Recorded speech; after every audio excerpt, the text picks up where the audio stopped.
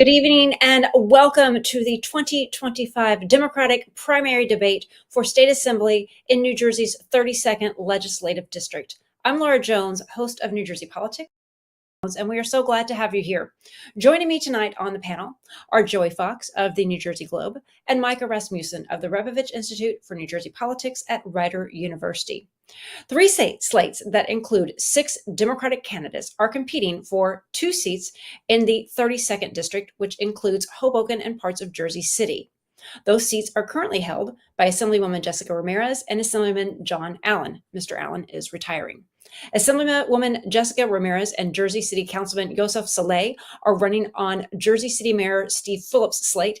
Jennie and Crystal Fonseca, who have the support of Hudson County Democratic Organization, and Hoboken Mayor Ravi Bhalla and Katie Brennan are running an independent ticket. Invitations were extended to all 6 candidates for tonight's debate. Crystal Fonseca and Jessica Ramirez were unable to attend. Now, we organized these debates at the last minute and don't want our audience to read too much into those who were not able to attend. Just a reminder, in-person early voting began today, and primary election day is a week from today on June 10th. For tonight's debate, candidates will be given a 1-minute time slot for opening statements. Our panelists will then ask a series of questions on local and state issues. Every candidate will get 45 seconds to answer each question and a 45-second follow-up question. Back and forth between the candidates will be at our discretion. There will be no closing statements. Now, we conducted a random draw prior to this debate to determine the order for this evening. Katie Brennan will deliver the first opening statement, followed by Jennie, then Ravi Bhalla, Yousef, Saleh. So, Ms. Brennan, you have the opening statement. 1 minute to you. Hi, I'm Katie Brennan, and I'm running to lower the cost of housing, reliable and accessible transit, and good, transparent government that works for you. And I know how to get things done because I've gotten things done. I'm an urban planner and have spent nearly 20 years at every level of government and passed dozens of laws. And now I'm asking you to send me to the Assembly to continue this work. I'm also a longtime community advocate. Well before I was running for office, I worked to ensure that folks could buy a home, seniors can age in place, renters are protected, end homelessness. We've got big problems, but they have policy solutions. The state matters now more than ever as the front line protection. We're all Democrats here, but I and Ravi are not beholden to any machines or fueled by super PACs, so we answer to no one but you. We need a fighter in this district and a fighter in Trenton, and tonight I hope to earn your vote. Thank you. Thank you for your opening statement. Ms. you are next. Good evening. I'm Jennie, a 20-year Jersey City resident, Hoboken Public Library director, a PTA leader, and a longtime public school and community advocate. I'm running for the State Assembly because our communities, now more than ever, deserve bold, effective leadership that listens, includes, and delivers, just as I've had for years at the grassroots level. I have led one of New Jersey's most innovative public institutions. I've built the district's largest after-school enrichment program, and I've helped to pass statewide legislation to protect our freedoms. I know how to bring people together and to deliver results that matter. Now, as a potential first Chinese American legislator to serve in the New Jersey legislation, and the only librarian, I'm working to ensure that the voices of our working families, our immigrants, underserved communities are heard in Trenton. I will be a voice that fights for our values and our future. Thank you. Thank you very much. Mr. Bhalla, you are next. Good evening. My name is Ravi Bhalla, and I am running for State Assembly because we need change. Our politics in Trenton is broken. The Democratic Party needs reform, and I've been there before. I currently serve as the mayor of the city of Hoboken, and the very reason I got involved in politics as a young attorney was because I saw what was wrong in our community back in 2009 and wanted to make a change. Decided to run for office, served in the city council for 8 years, the mayor's office for 8 years, and that's taught me that if good people get off the sidelines and get involved, we can make an impact. And that's what this election is really all about. It's about making an impact on the issues that people care about. Access to mass transit in this district, affordable housing, and make sure we resist the policies of President Trump and really have, as Katie said, fighters in Trenton who know how to get things done and really disrupt the system. That's why we're running, and that's why I hope to earn your vote. Thank you very much. Mr. Saleh, you are next. Hi, thank you, Laura, Joey, Micah, and David Wildstein, and all the assembly candidates here today, and all those watching at home. My name is Councilman Yousef Jamal Saleh. I'm the Ward D sitting council person in the city of Jersey City. I have been the councilman for the last 5 years. I became a councilman after the passing of the late Councilman Michael Youn, who died from coronavirus, April 6, 2020. I won a special election and a general election. I left my corporate career on Wall Street to do this. I'm the only council member never to miss a vote, never to miss a council meeting, one of 3 that actually shows up to budget hearings. I don't double dip and I don't hire family. I'm literally in this for you. And I'm running for the state assembly to continue to work on the things we've already done. We've passed pay transparency in the city of Jersey City, the first in the state. We passed right to counsel. We need a real fighter who's going to go down to Trenton. And I want to be your gladiator. I'm running with Jessica Ramirez. She's the current assemblywoman. She doesn't need on-the-job training. And Mayor Fulop, the original breaker of machines. All right, we thank each and every one of you for your opening statement. We have a lot of questions to get to. Again, everybody's going to be able to answer all of the questions, 45 seconds each. Joey, you are up first with our first question. Candidates for making the time to be here tonight. And I hope to get to a number of different policy matters tonight, but I do want to start on a political question, which is this battle for the 32nd district is taking place within a context of much broader political fights with the Hudson County Democratic Organization, with Steve Fulop, with progressive activists, with all kinds of things colliding here, with the demise of the county organizational line ballot design system. So I just want to ask directly, I'm going to start with you on this one, Ms. Pooh. What do you believe the appropriate role for county parties, political leaders, party bosses is in the political system? Sure. Thank you for that question, Joey. I bring a real grassroots voice to this race. I'm proud to have the support of the party, and most importantly, the support of friends and neighbors and longtime community people who weren't really involved beforehand, but through my work at the grassroots level are now more engaged. I think now you've referenced to the greater picture of the Democratic Party. And you're right, it's in turmoil because it's become much more divisive. And, you know, the common tactic of the enemy is to divide and conquer, and we can't afford that anytime. And I think it's disingenuous when I hear some of my opponents talk about the machine and the enemy, because really we have sitting elected officials, and I am a librarian and a PTA mom, truly trying to bring representative good government, someone with a record of serving to this race. Mr. Bhalla, I'll go to you next. Yeah, unlike Jennie, I for one would not be proud to be part of the Hudson County Democratic Organization. They are everything that's wrong with democratic politics in the county of Hudson. Before the line was abolished, thanks to advocacy through people like myself and Katie Brennan, this was a selection, not an election. Party bosses picked assembly people, and they were presumed, because they had the county's support and the line, to win, and no one else ran. Now you have an election, not a selection, a much more democratic system. And the party bosses, they're desperate. They want to retain control because they know that the candidates they pick will answer to them and not the people. Mr. Saleh, to you. Yeah, I think Mayor Fulop has had a very icy relationship with the county establishment, as you know. I think ultimately everybody here is an amazing candidate, and they're ultimately backed by someone. Whether it's the HCDO, whether it's James Solomon, whether it's Mayor Fulop, like everyone has their own vision about what they want to see for the 32nd Legislative District.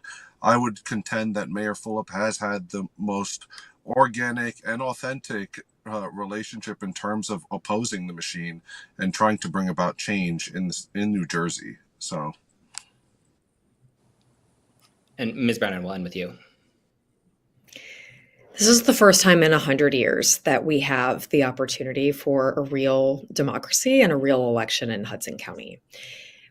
It's always been unopposed, or even when it wasn't, the chances were so slim. And I had the opportunity to run with folks, but for me, it was really important, especially now advocating for the end of the line, that I'm beholden to nobody but the voter. And just because we've seen what happens when, if you try and buck the machine, then you will be replaced. And that is not how democracies should work, and it's not truly representative of the people. So for me, this is a new day.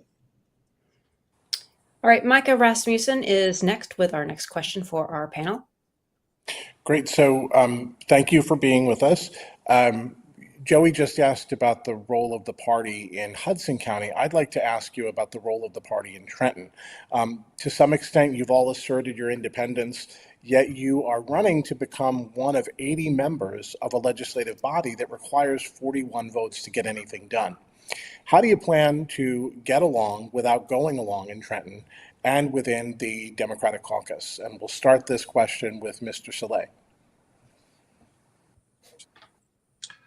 Yeah, I appreciate that question because I've done that on the city council. So in order to pass right to council, we had to get everybody on board, and not everyone was there. So you have to develop relationships with people when you go down there. You have to know what their issues are. Like, my issue is school funding. I'm a product of the public school system, born and raised in Jersey City. I'm the only candidate in this race that actually attended the Jersey City Public Schools. And as you can see, they're in a very decrepit state and very sad state. So when you go down there, you have to develop relationships. You have to stand on principle. Where are your red lines? What hill are you going to die on? And that's what I've done on the city council to advance legislation. I'm literally in the job. So. And how about you, Ms. Brennan? I've done it. I've worked in Trenton and built bipartisan coalitions and North Jersey, Central Jersey, South Jersey. It cannot be this Hudson infighting, and because we've not been the better for it. And so to get anything done in Trenton, you have to be able to take on interest, but also work with folks across the spectrum, across the aisle. And I've done that over the course of my career, both in New Jersey and New York. And I know that when I get there, I won't be starting from square one, and have a lot of relationships that I've built over the years in public policy, and look forward to advancing all of the crucial policies we need. Great. Mr. Bhalla? Over my 8 years as the mayor of Hoboken, I've had council minorities, 2 to 7, majorities, and everything in between. The one thing I've learned is that good government is good politics. If you as a policymaker set forth something that advances the public interest, the politics usually takes care of itself. So it is very important to reach across the aisle, because Democrats do have a lot more in common than they have in opposition in relation to the Republican Party, for example. So when I get to Trenton, it's important, if elected, to stay true to your principles, but also make sure that you work with your Democratic colleagues to move this state forward. Okay, Ms. Pooh. Yes, thank you for this question. I have experience in this, and most recently, currently I'm the chair of the New Jersey Library Association's Public Policy Committee, and we worked very closely with a broad coalition of partners to advance statewide legislation banning book bans, a true issue that is really attacks the underpinnings of our democracy. And that was a very difficult, rancorous process that we had to reach across the aisles and also bring broad coalitions together from all kinds of groups to pass this historical legislation, only the 9th state in the country to do that. Now, that's something as a public servant and as an educator and a PTA leader I've done for years, working with disparate groups, finding common cause, making sure that we focus on the issues that matter most to people, not to politics. Okay, we're going to move on to our next question. Joey, the floor is yours. So the next topic that we want to touch on is one that I think is really important to the very public transit rich 32nd district. I mean, this is a district where any kind of gaps in funding or any infrastructural problems will hit your bus and train and other transit riding constituents especially hard. So what I want to know is, what actions do you think the state, and specifically the state legislature, should take? And I'm looking for sort of specific actions here in order to make New Jersey Transit and PATH more reliable, more expansive, and just plain better. So Mayor Bhalla, we'll start with you. Number one, make sure that you have the corporate business tax, 2.5% tax, as a reliable, consistent source of funding mass transit infrastructure, specifically New Jersey's transit, which has historically been underinvested in by the state of New Jersey. Number two, take that $11 billion waste of time and money with the expansion of the New Jersey Turnpike lanes and redirect it towards investment in working families who rely upon mass transit every single day. This is a matter of priorities. Mass transit is good for our environment, it's good for working families, and it's the way that most people in Hoboken and Jersey City get to and from work. So that's how we would tackle mass transit head on, by making those hard decisions. I'll try spelling out the order now so you don't have to keep on hopping back to me. Ms. Pooh, then Ms. Brennan, then Mr. Saleh. But let's see if we can keep that order straight. Saleh, sorry. Okay, great. Yes, definitely ensure that New Jersey Transit has statutorily dedicated recurring funding sources like our other mass transit agencies. Pass legislation to create an independent and autonomous customer advocate and rider advocacy commission that holds New Jersey accountable when we have these issues with our delays and stacking, and force them to respond to rider concerns. Increasing bus service, and then addressing, so I take the bus all the time, addressing the bus stacking issues, one of them by making sure that New Jersey has modernized routes and more articulated buses, those are kind of accordion buses, to serve, as you said, our very densely populated community. Ms. Brennan, you're next. Yes, we need the corporate fund to dedicated transit. Yes, we need to get rid of the Turnpike expansion and move that funding, like Mayor Bhalla said. The NJ Transit Capital Fund has not been funded since the 1990s. Like Jennie said, yes, bus stacking and modernizing our systems. And how do we really do this? We need transparency. We need to restore our open public records, to have a real look under the hood at NJ Transit and the Port Authority. They're behemoths, but they are state entities. And us as legislators need to be holding them accountable. We also need to keep the congestion pricing and get that funding into the system that Governor Murphy unfortunately declined.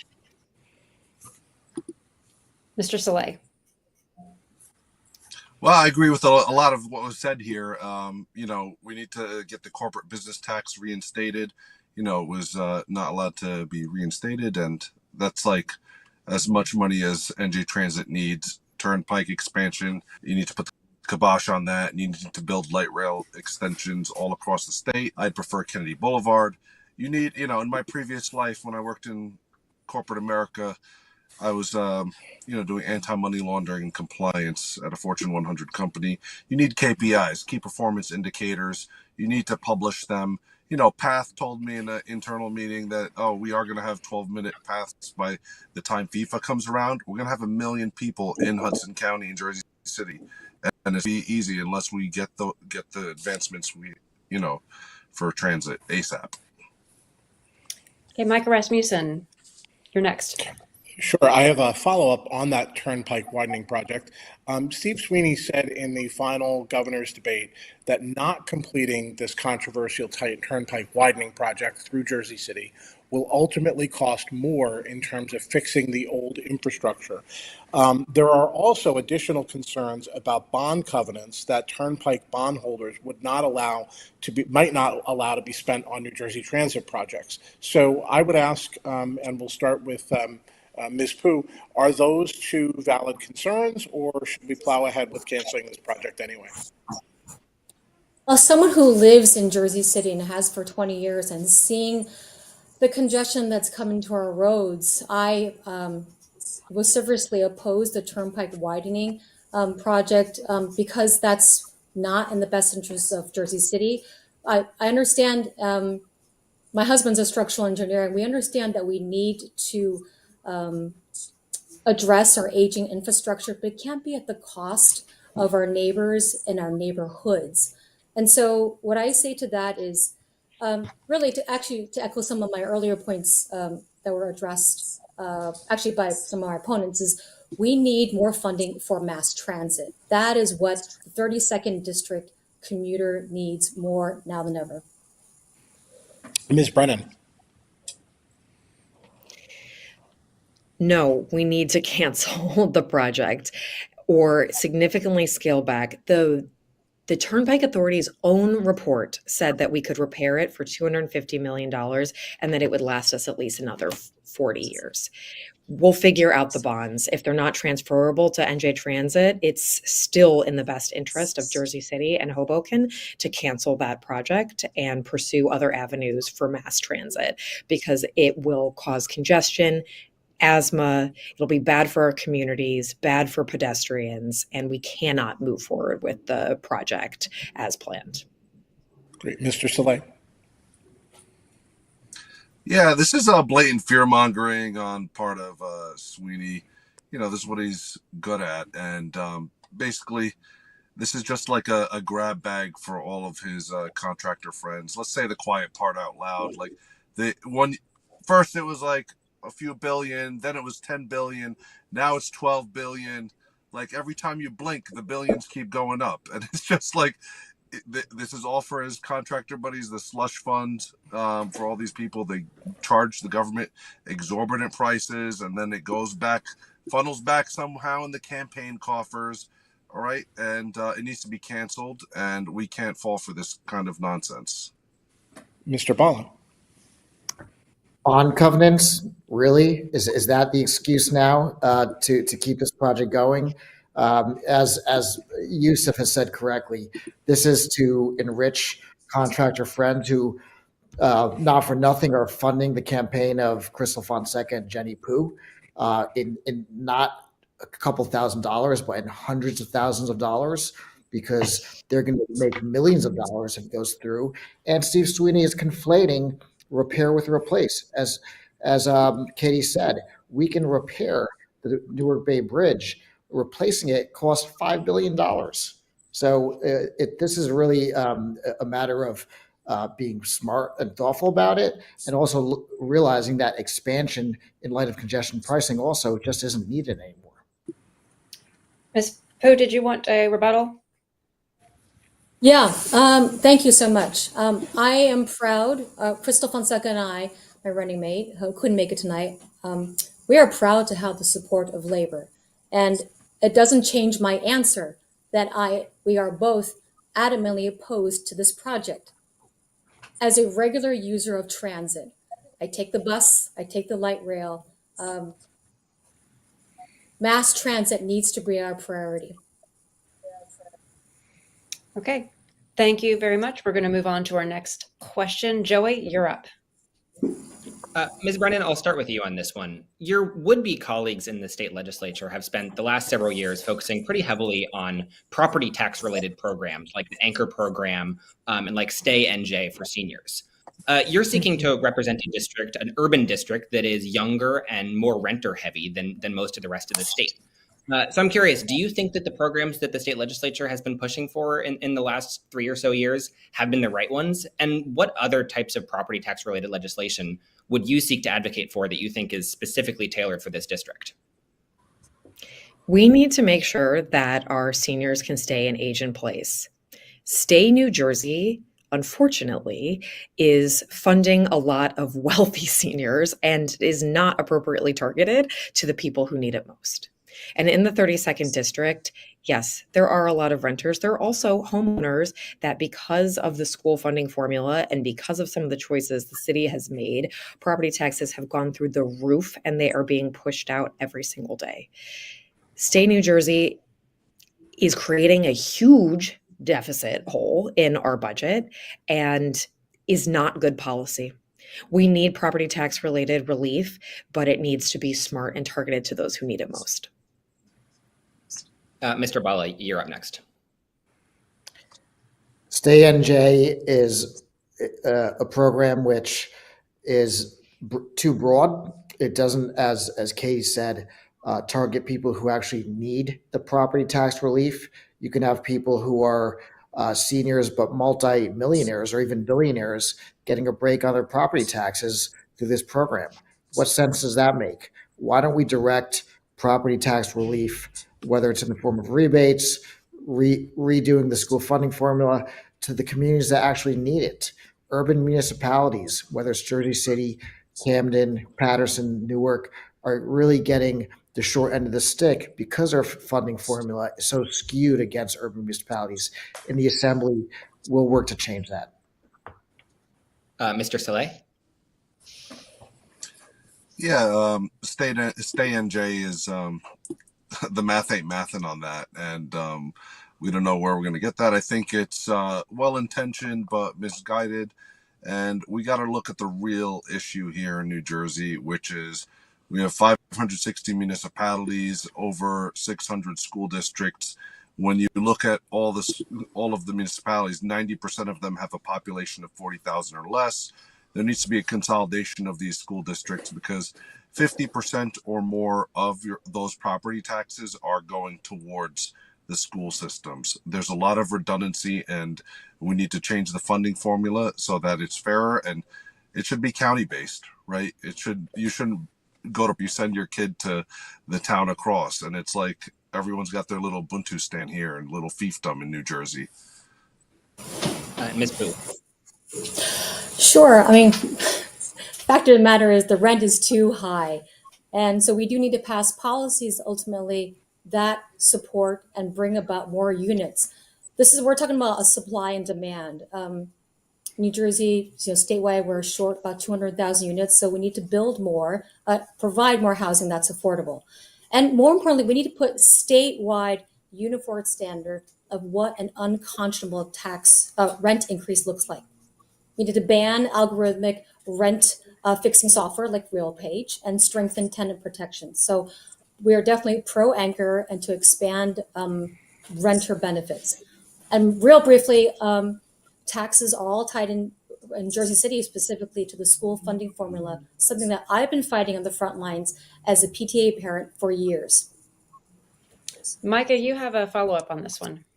Yes, this is a federal deduction, obviously the SALT resolution. But I just wonder whether when you, in the opinion of the candidates, when you put SALT next to what you all have just said about anchor, is that sort of a double down? Does that underscore more of a need for something that's means tested, or is that a separate issue? And we'll start with Ms. Brennan. People that make half $500,000 a year do not need that much of a property tax deduction. They don't. That money could be much better served to increasing our housing production supply, helping renters that are being priced out, and helping the seniors that are on fixed incomes. People that are 65 years old and still working and making $500,000 a year, they do not need that property tax reduction in the amount the Stay NJ is doing.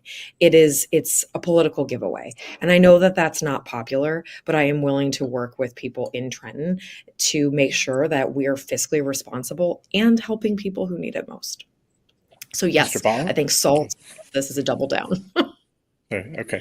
Mr. Pallotta.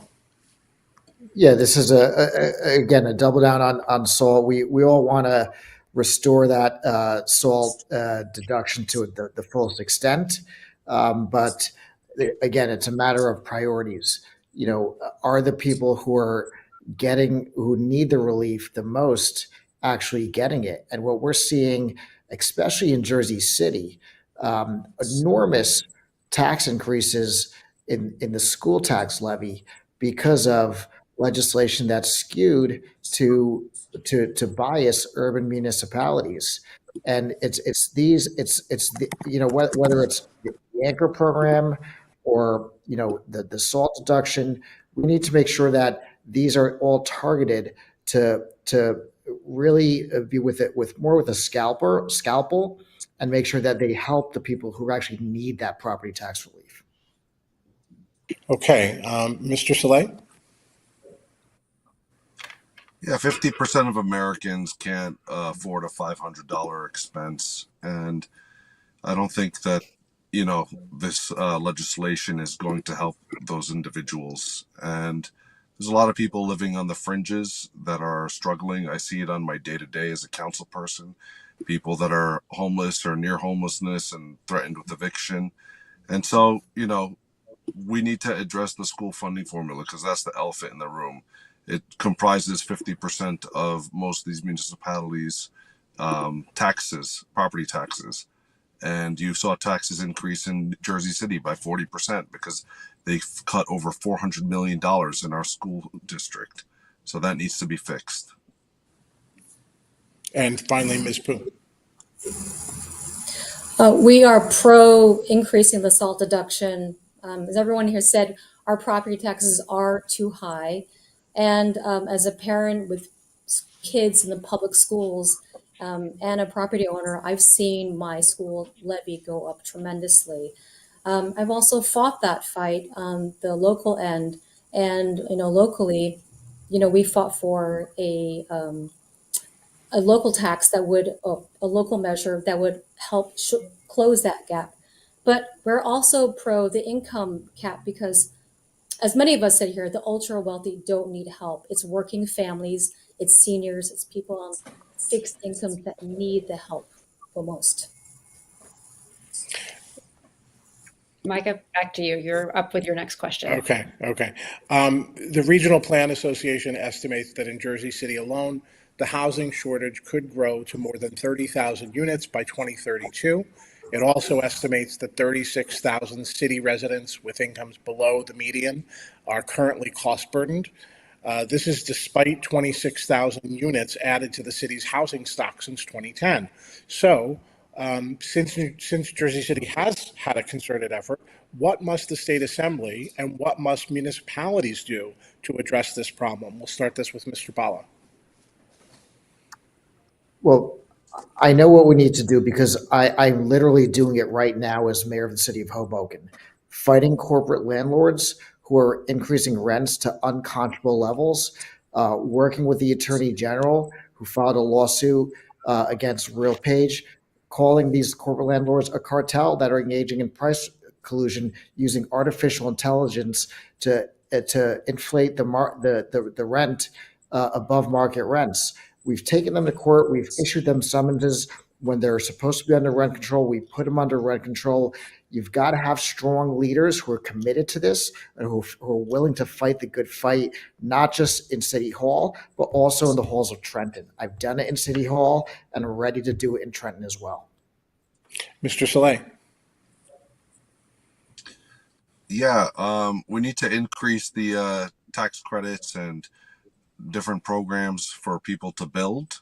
Okay, I agree with everything that Mayor Bhalla has said with regards to the rent setting algorithm, but I don't believe it addresses the actual shortage, because it only addresses a certain number of units. We need to build as many units as possible that are affordable with 30 to 50% AMI, and we need to incentivize that with tax credits, tax rebates, first-time home buyer programs. We need to ban private equity and hedge funds from buying 1 to 4 family homes. And yeah, that's the only way. We have to make sure the rest of New Jersey's building, and they're not. And that's causing a huge impact across the entire region. New York City, Philadelphia, South Jersey, Central Jersey. They're not building. We're the only ones doing it. Ms. Pooh. And we don't have enough family-size housing. Over 2/3 of our housing growth, and we see it in Jersey City and Hoboken, are studios and one-bedroom units. So, as Councilman Saleh said earlier, this is really a broadening metropolitan housing deficit caused by years of underbuilding. So we need to support at the state legislative level advocacy for policies that would boost supply.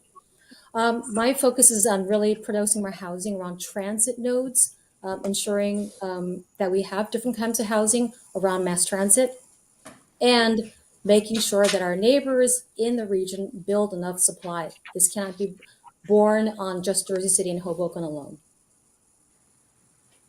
And finally, Ms. Brennan.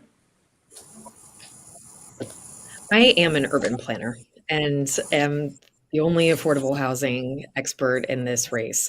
And that is also why I do not take money from the folks who have fought rent control, because that is a huge issue. But yes, we also need to build. And how do we build? Jersey City and Hoboken are one big transit node. We are transit-oriented development. But how do we get more family units? You have to do things like single stair reform and tweaks that are in the weeds to make it less expensive to build, and then it'll be less expensive to buy. You can't sell a home for $300,000 if it takes $700,000 to build it. These are the kind of experienced in the weeds things that we need at the state level. Okay, we're going to go over to Joey Fox with the next question. Joey. I imagine if I were to do a thumbs up, thumbs down vote on Donald Trump in this debate, I would get mostly or entirely thumbs down.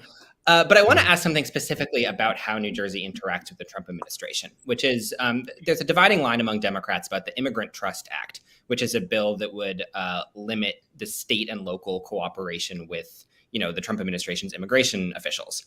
Some Democrats in New Jersey say that it's a really important bill to get passed in order to protect the state's immigrant communities in places like Hudson County.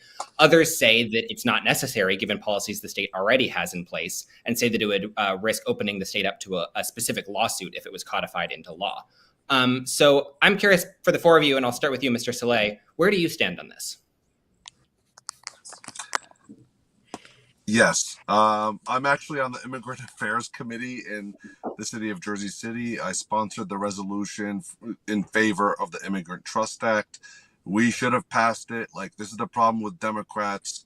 They're all yellow-bellied, and they, when you're fighting a bully, you got to stand up to them, because if you don't, they're just going to keep punching you in the face. All right. And basically, Donald Trump is using this to terrorize our local communities. 40% of people in the state of New Jersey are immigrants or have an immigrant member of their family. So this is the problem with Democrats. We don't say it with our chest. And when we lead, when we start to say, hey, I support the Immigrant Trust Act, then people will start coming back to the Democratic Party. Until then, they're going to tell us to kick rocks. Ms. Brennan, you're next. Yes, pass the Immigrant Trust Act, and Democrats need to stop obeying Donald Trump in advance. We don't know what we're going to get in November, and so we need to be passing the Immigrant Trust Act, codifying Roe, and all manner of other things to actually stand up and protect the people of New Jersey. This is why experience matters, because yes, we are all Democrats here, and the state is controlled by Democrats. And what will it take to work with people across the state to bring these kinds of things across the finish line, whether it's this bill, whether it's the Liberty State Park Protection Act that's been sitting there for years. Things are stalled if you don't know how to work with our colleagues and really get things done. Ms. Pooh. As daughter of immigrants who came to this country, my husband's family were refugees who came from Vietnam, and my parents came from China. Immigrants are the lifeblood, the future of this community, of this country. So codifying the Immigrant Trust Act into statute is something that I would sponsor on day one, because this is essential for the future of our country. It actually goes beyond party policies. This is really the survival of this country. Without welcoming and making sure that we continue to welcome immigrants, not just for our labor force, for our communities, I don't know what the future of this country is. So that's absolutely essential. And it's something I would sponsor on day one. And Mr. Bhalla. What makes me different from other candidates is that with respect to the Immigrant Trust Act, which I would pass, of course, is that I've already done it. It was the first thing I did as the mayor of the city of Hoboken was issue a directive declaring Hoboken a fair and welcoming city. And just recently, Donald Trump sued me and the city of Hoboken and four other mayors in Jersey City, Newark, and Paterson for passing the functional equivalent of the Immigrant Trust Act in our localities. You know what we're doing? We're fighting back because it's wrong. So if anyone tells you that the Immigrant Trust Directive is sufficient, that will be flipped or repealed by your Republican Attorney General. We need to codify it. And if someone sues the state of New Jersey like they're suing Hoboken, we need to fight back, because when we fight back, we win. Joey, you have the next question.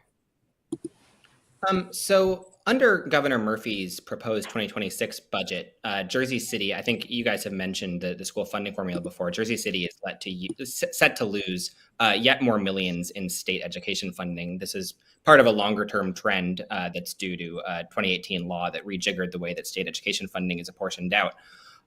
So I assume that you all generally disapprove of reducing state funding for Jersey City schools, but if you were to get to the legislature, what specifically would you do to change that? And how would you do it in a way that doesn't end up just shifting the burden onto other school districts instead and constantly making it a rat race among different school districts? So Mayor Bhalla, we'll start with you.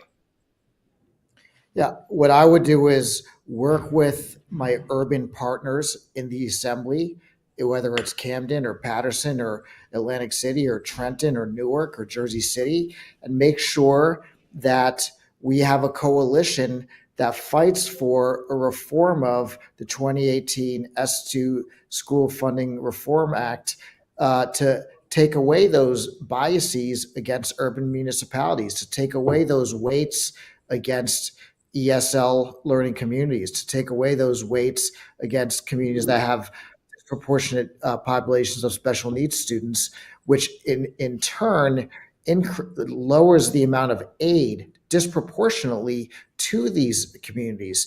So it's that coalition that we need to build in order to pass legislation that really is more equitable and make sure that we get our share. Ms. Pooh.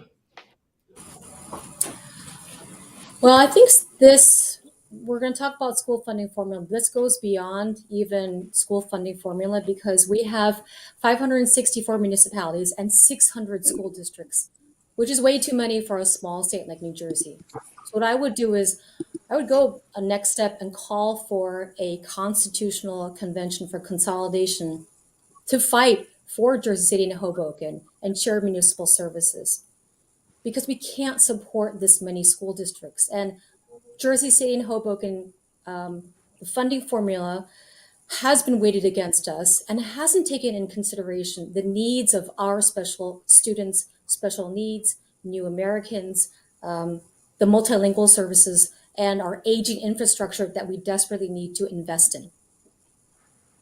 Ms. Brennan. Yes, and to all of the above. I will never understand how our legislators haven't been screaming about this from the top of their lungs for the past few years, because it is a policy problem and has a policy solution. Yes, we need to fix everything that Mayor Bhalla said. And yes, we need to consolidate. And yes, it is driving people out of Jersey City and Hoboken. My own taxes went up 40% in the past few years. It is built for small suburban towns. It is disadvantaging our urban students, and it has to be priority number one because school funding and the cost of living go hand in hand, and it's making it untenable to be in Jersey City. Mr. Saleh. Sorry. I thought that everyone got my bad. Mr. Saleh, you're up. I thought that everyone got my bad. Mr. Saleh, you're up. Yeah, I was like, actually, this is my issue. I served as president at McNair Academic High School. I served as a student representative to the Board of Ed when we were under state control. I served as president at Rutgers, New Brunswick for all 5 campuses. I was the first democratically elected president and president at Rutgers Law School. And when I was at Rutgers Law School, I studied under Professor Paul Trachtenberg, who put out a seminal white paper about educational apartheid in New Jersey. It not only exists, it persists. And so we do need to have consolidation. We do need to make sure that these districts they essentially are siloing out Black and brown folk. And they're cutting higher ed funding. And for every bed that they have in a college, like for a Black person, they have 3 beds in a prison cell for them. And the same thing with Hispanics, 2.7 beds for every bed in a college that they have 2.7 beds in a prison cell. So where our priorities are skewed here in New Jersey. We have time for one more question. That's going to come from Joey. So I want to ask a question that is existing in the state of hypotheticals, which I know that politicians don't always love. But let's say that you all, whichever of you ends up winning, get to the legislature and you know that one bill that you introduce and that you write and introduce will get passed by the legislature and signed into law. What is that one bill? I'll start with you, Ms. Pooh, and I will tell our timekeeper to not start the time until you actually start talking, because I know that you might need to think about it for a second. But what is the bill? Oh, that's an easy one for me. To pass the Liberty State Park Protection Act. Protect our open spaces for our urban communities. I have been going to Liberty State Park with my family for years. I bike through Liberty State Park. It was a lifesaver for my kids and family during the pandemic when the schools and the whole world shut down. That would be the first act that I would pass, would be to protect Liberty State Park, ensure this urban oasis stays free and open for all of our families in Jersey City and Hoboken and Hudson County. Mr. Bhalla. My first priority would be to pass the Climate Superfund Act. As the mayor of the city of Hoboken, I am one of a collection of mayors across the country that have declared a climate emergency. This is an existential threat to the city of Hoboken as well as Jersey City, because if we don't act now, our future is at stake. This act would make fossil fuel companies pay into the reform of and the build out of Liberty State Park and also resiliency projects statewide. This has to be passed in order for the state of New Jersey to fund climate action, especially this time when cuts are happening in Washington to these very initiatives. So I would make sure I'd pass the Climate Superfund Act as a first and most important priority. Ms. Brennan. At the risk of being redundant, it would be the school funding formula. The school funding formula, because, as I said, it is intrinsically tied to the cost of living. And I think that if we can't fix that underlying issue for our kids and our families, and we can't fix that underlying issue, which is driving up the cost of property taxes and thereby rents in Jersey City and Hoboken, then it's a losing battle. That anything that we do to increase who goes under rent control, the cost of building, the unconscionable rents, the rent algorithms, everything that people have mentioned, that'll be all for naught if every single year we're getting double-digit increases that we won't be able to fight against.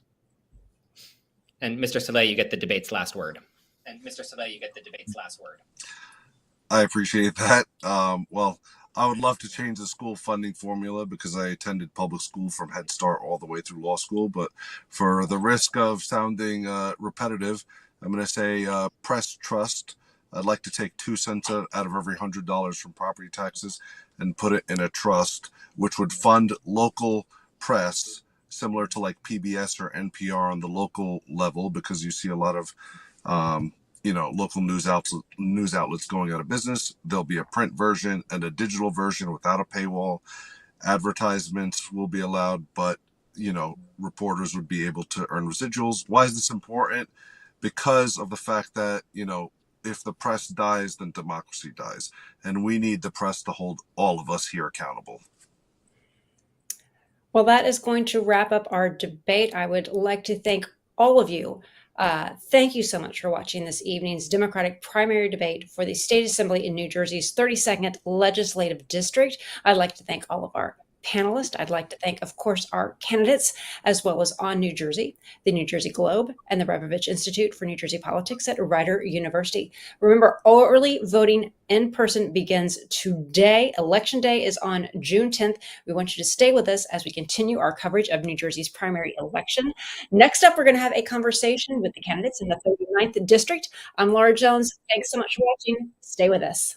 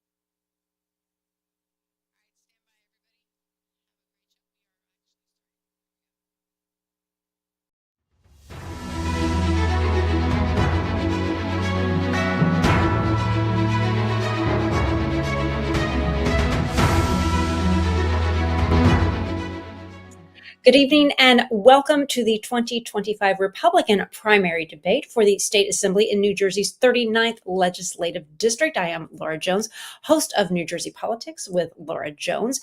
Joining me tonight on our panel, Zach Blackburn of the New Jersey Globe and Micah Rasmussen of the Rebovich Institute for New Jersey Politics at Rider University. Now, the 39th District is what we're talking about tonight, and that covers parts of Bergen and Passaic counties.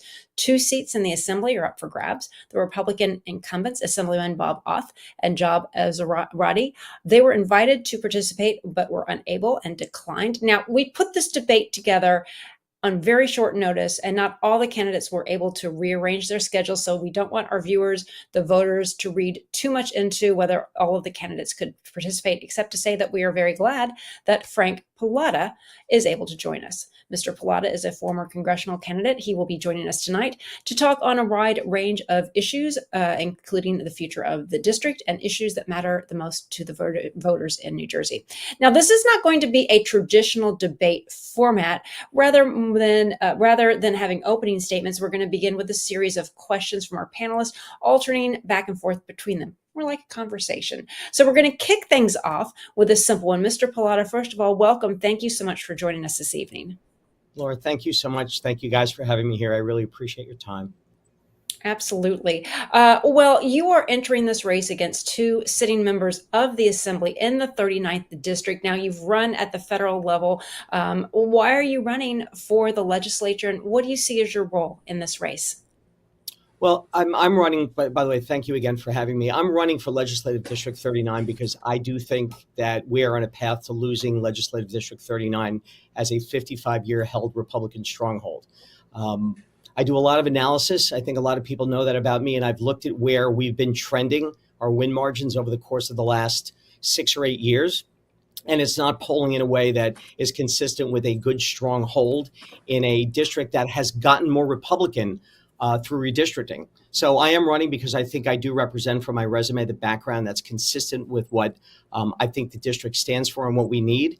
And because I have the ability to roll up my sleeves, I am retired. I'm a retired banker. So I have no other function, no other role but to make sure I'm doing what's in the best interest of District 39. Okay, thank you. Now we're going to go to our panel questions. Again, this is going to alternate between Zach and also between Micah. Zach, we'll go over to you first with our first question of the evening. Hi, Frank. Thanks for being here tonight. My first question is more general, not necessarily policy-based, but you're running as a Republican. There's a decent likelihood that the Democrats will hold the Assembly once again. And even if Republicans do somehow win the Assembly this year, the Senate isn't up for re-election and Democrats will control that. So when you're talking about being a strong Republican and entering office, how do you balance that with just being able to govern effectively when Democrats are on the other side and have an equal branch? That's a great question, Zach. It's the one I'm probably asked the one I'm second most asked, but we can talk about that later. But my entire career was in the private sector. It was on Wall Street. It was in banking, where you had to perform, you had to figure out how to get things done with people and customers you didn't necessarily agree with all the time, but you found a way to get it done because it was in the best interest of the people that you were hired. It was in the best interest of your customers. So irrespective of what party we're in, this is about trying to figure out how we forge new relationships with people who typically we didn't talk to on the other side of the aisle. I know Assemblyman Oth hasn't passed a bill in about six or 7 years, yet we've had 3 freshman Assembly people who entered in 2023. We had 6 freshmen. 3 of them have already gotten bills passed. So this really has nothing to do with what party you're on. It's about new ideas. It's about the ability to reach across the aisle and negotiate and speak about what's in the best interest of the people, not just in 39, Zach, but the people across the state. So I'm looking forward to getting into the Assembly and reaching out to the other 79 members of the Assembly to see what we can all do together. Okay, we'll go on over to Micah Rasmussen for our next question. Micah. Mr. Pallotta, I'm interested in more about your analysis of why the district is trending more Republican and what you think is not resonating from the current legislative delegation and how you think you can do a better job of having that, of hitting the mark. Sure, Micah. I'm gonna use two examples, and I'll use them over different periods of time. In 2014, Scott Garrett won Congressional District 5, but I think about 12 or 13 or 14 points. I don't remember exactly. That was 2014. It was considered to be a stronghold. And 24 months later, Josh Gottheimer enters the race, and we lose the district by 3 points. Okay, that's a 13-point swing in 24 months. So that's our backdrop there. Now we look at Legislative District 39. In 2021, we won that district, the assembly seat, by about 11 3/4 points, give or take. Then we had redistricting, where the district got a little bit better, a little bit more Republican. We picked up a bunch of Republican towns, but for argument's sake, let's just say it stayed Republican. We won the 2023 race by 6 3/4 points. We lost 46% of our win margin in a more Republican district with a Democrat field that did not spend a lot of money. The Senate seat went from winning by 12 to winning by 9 3/4. So I'm not saying this is a weak district. The voters are telling you that it's a weak district. My personal view is I don't think our legislators appeal to their base enough, including some of the swing independents. So one of the reasons I'm running is, first of all, I know the district. I've lived in the district for 34 years. I know the others have also lived in the district for an extended period of time. But I won 2 primary races off the organizational line because I understand the marriage of the math and the marketing and the science of what needs to be done to get it. Now, it's not just about the numbers, Micah. You know, I know that you spoke about this, and you and David know this well. It's about what does it take to resonate with the voters in your district. When I wasn't running in 20 and 22, I was helping other candidates who were running. I like being both in front of and behind the camera, mostly because I like to help Micah, but also because I like to learn about what it takes to win, to come from behind, to hold a lead, and to extend a lead. I helped get 2 flips out of Woodcliff Lake, where Carlos Rendo was the mayor. They were a 0-6 Democrat, Republican district, Republican municipality. We got 2 flips by figuring out the formula. Danielle Feedy, who was a magnificent Republican mayor in Bogota, in a 3.5 to 1 Democrat-Republican town. So I've been able to help candidates, not just because I think it's the right thing to do, but it's because it's for trying to figure out what we need to do to dig into this race, to dig into the numbers and figure out, as a Republican, how do we flip seats? You know, Republicans have not taken a seat in Bergen County in 25 years, in districts 36, 37, 38. Yet we have more Republican mayors and council across Bergen County than we have Democrats by a long shot, but we don't hold a single seat. So, you know what, Micah, this is about taking somebody, and I use this analogy sometimes, you know, the Chicago Cubs and the Boston Red Sox. They were losing for decades and decades and decades until somebody came in with a different perspective and figured out exactly what it was and exactly what had to be done. So I would take the experience of winning 2 very difficult, and Micah, you know this, off-the-line primaries, and not by a tiny margin, by a significant margin where the organizational line holds a value. So I think I have what it takes to bring to the table, not just for myself, but the team I surround myself with are a good mix of people who understand the numbers, the marketing, and grassroots campaigns. Can I We're ask not a going to quick be. follow-up, Laura? Oh, go ahead. Yeah, Micah, go ahead. Yeah. No, I'm impressed that you didn't blame the map. You didn't blame off your elections. You said we've got to roll up our sleeves and work harder and work smarter. But I want to ask you, to what extent is this a different electorate? Is it a harder year? Is it a harder map? You know, how much of it do you have to overcome just sort of the contours of the map and the contours of the electorate that may be a smaller electorate in an off year that's not a gubernatorial year? Mike, are you comparing LD 39 to CD 5 and what I would have to do? No, not your own races. You talked specifically about how Bergen Republicans are doing well at the municipal level, but it's not translating at the state legislative level. So I'm curious as to whether or not you think that's the case. Yeah. Mike, my thought is the higher you go up in races, from mayor and council to the county seats to legislative seats and the congressional seats, the higher you go up, the more you don't just need organization within your own campaign, the more you need organization at the organizational level. And when you look at counties like Sussex and Peter Murphy in Passaic County to some degree, there is organizational structure at the organization. And I don't think we have it.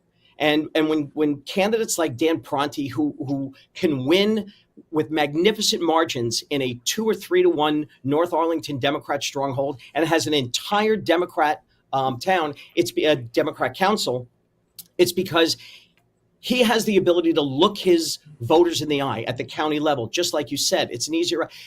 It's not different. Voters are exactly the same. If a voter votes for Dan Pronti for mayor in North Arlington, why are they voting for a Democrat for Congress? Why are they voting for a Democrat for an assembly and a Senate seat? It's simple. The organization doesn't put together the successes that were made at the municipal level and translate that to the county level, to the legislative level. So, I think it's just the inability to work together, for the organization to step back and say, what new perspectives, what new blood and bodies can we bring in to help us bridge that gap? This is not to tear it down, this is not Hudson County, where you look up and down the organization and it's all Democrat, or Ocean County, where you have a lot of Republicans. There is a path, believe it or not, for Democrats to take more, and there's a path for Republicans to take more. And right now, I don't think we have the Republican leadership in the county to say, I've got it. And the final piece of that, Micah, is I offered to sit down with leadership. I sat with them a number of times and talked about not my race. I talked about the path to return Bergen County to a more red district. We haven't won, again, in 13 years, we haven't won a county seat. There's a path to do it that exists with the technology and with the marketing we have today. But I think there's an inability, or there's a reticence to do that. I want to remind our audience that we're not running our clock tonight. This is more of a conversation, but we do want to answer the questions thoughtfully and as quickly as possible so we can cover as much ground as possible. Zach, you have the next question. Now, Zach, did you want to ask? It's just me. I'm sorry. I think this will probably be the last question about the machine level of things. But in terms of, you've run off the line a couple of times. You didn't attend the Bergen County GOP convention. Right. What role do you think there is for county political parties in New Jersey politics? And are you happy with what the ballot and ballot legislation looks like right now? Let me answer the last question. I'm very happy. I testified before the Senate committee on that. And look, there's a combination. I think when Andy Kim and the folks brought it up a year ago, it was about the Equal Protection Clause, the 14th Amendment. And I think it did make sense to change it. I think there is a place for county leadership and the county committee and the county organization if it's structured in a corporate fashion. In corporate America, which is where I came from, you had your CEO, and then you had your C-suite, and you had your leaders, your district leaders, and then you had your employees, and then you had your customers. So there was a reverse funnel where you respected the leader at the top, and you not respected, but you understood the function of your CFO and your CIO and all the different rules. So again, if you look at this the way some of the other counties that I think are run well, for example, I thought Passaic County was run pretty well, is as you go down that reverse funnel, everybody has a function, but everyone executes at that function. There's no, you take the direction from a Peter Murphy, for example, and then beyond Peter, you kind of look to his C-suite, and then the next set of suites and the next set of directors. So I'm a party guy. I want to make sure the Republican Party wins. This isn't about Frank Pallotta. If Frank Pallotta wins this race and we continue to fail at the county level, then nobody wins for the party. So I'm willing to talk about, just like I've done in my career, I ran mentor programs at both Goldman Sachs and Morgan Stanley, because our future, whether it's, kids coming out of school and learning the process, or it's, people who have reached middle age who want to move into the political field, most people don't want to do it, Zach, in Bergen County. There's a lot of wealthy people who might have, decided to leave their business or their organization, and they want to step into the political field, not to be a politician. They want to step into the field to help. That's why I stepped into this. I retired from the industry. My father always told me, look for the opportunity to give back. give back to your faith, to your family, your community. And I chose the community at the right time to do this. So we have a lot of people who want to do this, but they look at the quagmire of the Bergen County Republican organization, which I revere the organization. I think it's great. We need to make some changes internally. And, we did have some changes recently at the top, but 10 or 11 of the leadership roles didn't change with the new leader. So it's almost like changing the CEO of a failed company, but leaving all the C-suite in there to do the same thing. No one looks differently. There is a function for the county, Zach. I want to help them. I want to bring some private sector experience to the table, but I'm not the only one. You need to get the mayors and other groups that have done a great job winning in their own town, get people in a room and say, hey, how did you win in a 3-1 Democrat town? Frank, how did you flip 2 seats in Woodcliff Lake when we had none? So there's a way to talk through and do this. And I'll tell you who did it right 18 years ago, the Democrats. The Democrats sat back. They looked at demographic shifts. They looked at where people were moving. They looked at the changes in society, and they positioned themselves to take over. And that's how we went from, I don't know how many congressional seats we had, but I think we went down to 1 seat maybe 4 cycles ago. So there's an opportunity to do this, Zach, and I'm willing to work with whatever leadership, whether it's current leadership or leadership gets changed. There's a path to fix it, and I want to help it. Micah Rasmussen, you have the next question. What are the policies that you look at in Trenton as needing your attention and bringing your focus and your experience and your career? What are the things that you feel you can have an impact on and need to have an impact on in Trenton? Sure, Micah. Look, my background, in 28 years on Wall Street is we're taught to look at the numbers every single day. When you lose money, there's ways to lose less. When you make money, there's ways to make more. So the top-down, bottom-up approach to trying to figure out what's broken in the state, it starts with our budget that's increased 43% to $58 billion over the course of the last few years. When you begin to fix that, when you begin to look at, and I hate to use the term, but we need a Doge type analysis to go back and see waste and fraud and overspending. And that's where we start. It's no different than your checkbook at home. Where you're spending money, you need to stop, you need to fix it. Now you need to fix where exactly the money is coming in. So, I think there's the view of sitting down and trying to find people on the other side of the aisle who understand that this is not a tax and spend issue. We don't have in this state, Micah, in my opinion, an income problem. We have a spending problem. And I think once we begin to do that, once we start to see the flow and the roll, I like the idea of being able to take that experience. And by the way, it's not just me and it's not just the other legislators. I think we should put together a blue ribbon group of folks that have that experience, both inside and outside of politics, and figure out how to come to the table, how to look at our income statement, our balance sheet of the state, and try and chip away at what needs done. So the first thing I would do is bring that experience, and I would bring help.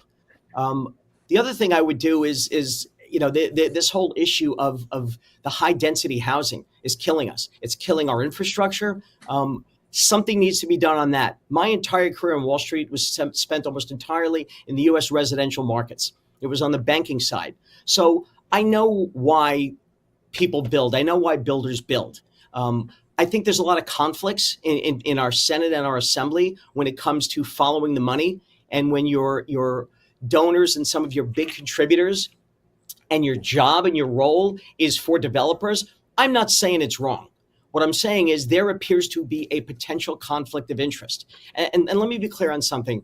Affordable housing has nothing to do with affordability and nothing to do with housing. It's about the developers.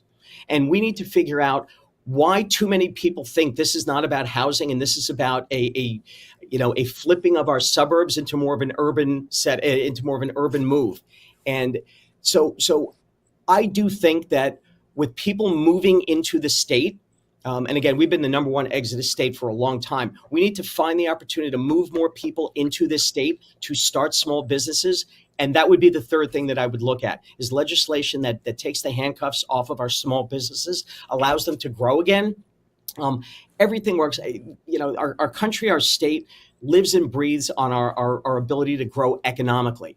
And I think that's where I would look to spend a lot of my time while still paying attention that people are people. People aren't numbers. People are not economic numbers, but that's what drives them. So that's what I would bring to the table. My background on Wall Street, my background in residential housing, and I would use that to try and figure out how we can gain consensus, Micah, and try and get the state back on track. Zach, you have the next question. Perfect. You mentioned affordable housing is an affordability, but on the topic of affordability, which I don't need to tell you is important for people, and especially in North Jersey right now, what would you do to tackle affordability issues in the state? It starts with where are we spending? Like that's it. Start to finish. I think I don't want to overuse the term, but we need to really sit down and figure out. And I don't know if we put everyone in a room so you don't know what their party is, but trying to figure out an economic path to some measure of prosperity is easy. It's the execution that's hard. And the path to affordability, the path to prosperity starts with, what the hell are we spending our money on? We're the number one exodus state in the nation for, I think, the fourth or fifth consecutive year. We're not seeing a lot of low-income earners leaving the state. We're seeing high-income earners. And for every high-income earner that leaves the state, you're not going to affect, those on the lower tier. You're going to affect the middle tier. But the numbers are, for every person who leaves in the higher tax bracket, it takes 1.7 people to replace that person. That's a prescription for disaster. So it's about, in my opinion, creating an opportunity for small businesses to come back, for larger businesses to come back. New Jersey used to be the pharmaceutical capital of the world. When I ran in Congressional District 5, I spent a lot of time out in Sussex County, where there's a lot of opportunity to build out there. I know Dawn Fantasia is with Mike and Ganamort, are two of the assembly folks out there, and that is their focus. There's a lot of opportunity. There's a lot of job availability in Sussex. If we can attract large and small businesses there, that would help. A microcosm of what I've seen is in my own town, my hometown of Mahwah, where Jim Wysocki is the mayor, Ben Kazmarsky is the BA. Every single day, Zach, we focus on how do we grow Mahwah? And, we're growing it in a sensible way. And I will tell you, we had the smallest tax increase in 18 years in Mahwah last year. I think everybody saw the Crossroads implosion. We've got people banging our door down to do that. Now we're fortunately in a position in Mahwah, just from a logistics standpoint, is we're at the intersection of 17 and 287 and 87. But there's a lot of benefits that a lot of these other towns have that would attract industry, and that's one of the things I would do to attack affordability, Zach, is to create an environment where people can come and people can start businesses, and we can bring people back. They start leaving the state at a much slower clip. And once you stop the bleeding, it becomes a little easier to cauterize the wound. I want to ask you something a little bit similar, which is your thoughts on the state NJ property tax relief program, which, for those who don't know, provides property tax relief for people older than 65.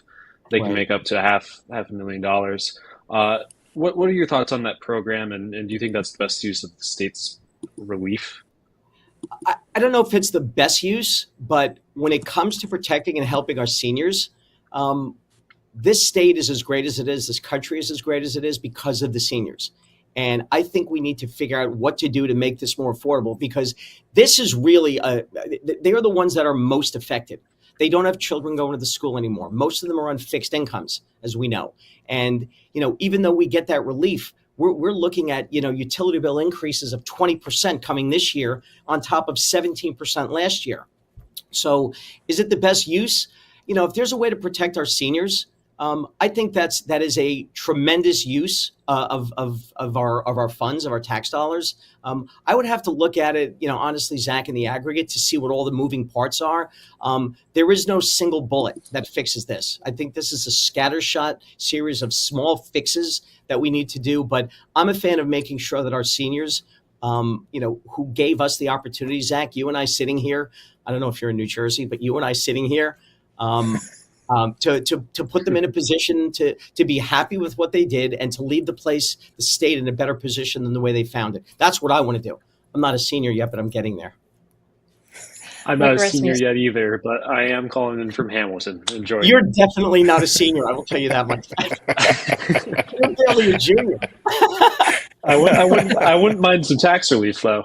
But I got you covered. Don't worry. absolutely.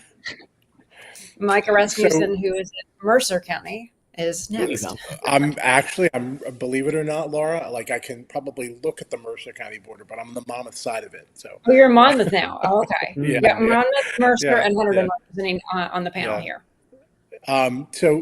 Mr. Pallotta, I want to ask you a little bit of a follow-up on the energy question.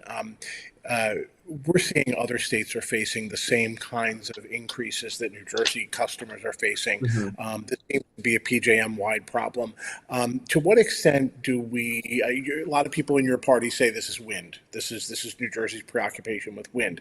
But Ohio, which is pretty anti-wind, is looking at the same increase for its customers. So what do Mhm. you? What's your? I appreciate that you said that we got to get under the hood and see what's going on. But as a guy who looks at markets, what do you see? I was asked. I was asked the same question. My thoughts on alternative. Well, step back real quick. We're seeing energy prices come down, but we're seeing these utility prices go through the roof. And that's a disconnect for me that I don't get. And I don't mean it flippantly when I say we have to look under the hood, but you're looking at raw costs coming down, but the costs of the consumers are going up. So something's not working. And again, I'm not going to blame fraud and abuse for all of that. But when it comes to alternative energies, I know you said people are talking about wind. The way I look at alternative energies, Micah, is as follows. I look at it almost like a stock portfolio. You don't own one stock. You don't buy one stock, for example, fossil fuels, and put all your time and energy behind it. You look at all the different options and all the different alternatives. You look at fuel, at wind and solar and nuclear, and you figure out, you let the free markets dictate what the best options are at the right time. Right now, we saw what was going on with wind. We see what's going on sometimes with solar, with bankrupt companies. Those are policies that are being pushed on us, that we have to push alternative energy.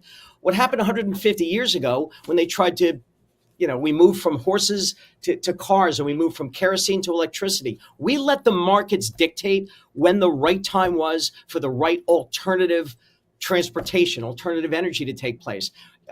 One thing I will tell you, we will run out of coal. We will run out at some point, not in our lifetime, natural gas. So if we're not looking at things like solar and wind that we are not running out of,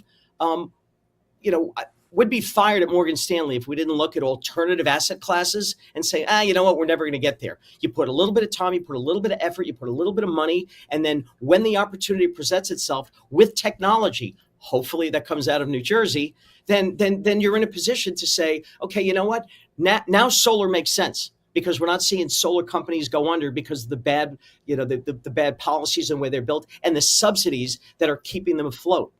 So, sorry. Yeah. No, I was going to say, well, we have about a minute left, and Zach has one more question. We want to make sure we get as much as possible. Go ahead, Zach. Good thing there was only one of us then. Final thoughts. Quick day. I guess this might be hard to answer very quickly, but the current GOP budget bill in Congress, state officials are saying that as many as 360,000 people in the state could lose health insurance coverage.